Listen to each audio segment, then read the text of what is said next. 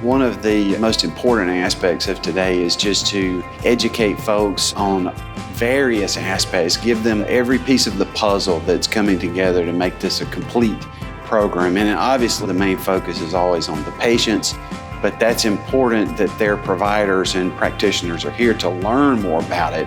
When they leave here today, they should be able to speak confidently to other practitioners as well as their patients, most importantly. This evolving medical cannabis landscape brings a lot of challenges for our healthcare providers, for our administrators, and patients.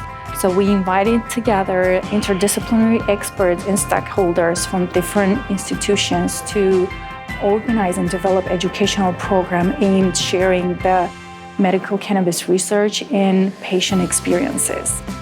I think this event is very valuable just from the expertise that you get from all over the country. You have people coming down here from Pennsylvania sharing their clinical experience, but then just the open dialogue that comes with it and identifying barriers and how we can overcome those barriers.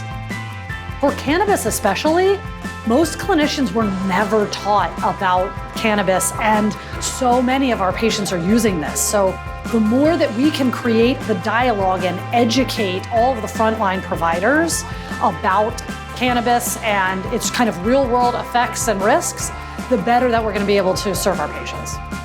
So this conference is providing 8 hours of continuing medical education that's accredited through UMMC's Department of Accreditation Services, as well as for pharmacists continuing education. The state of Mississippi has been great in looking at other states and particularly making cannabis safe here in our state.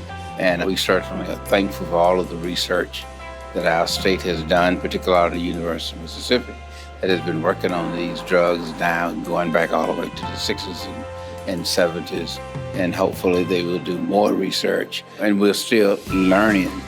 And I think that's critically important.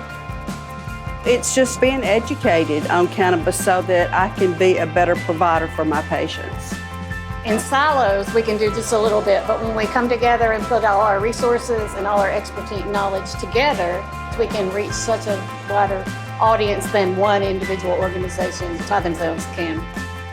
We need to learn more. How in the world do we know really what the risks and the benefits and where it should be used and where it shouldn't be used are unless we dive into the research, right? It's definitely not a one-size-fits-all approach.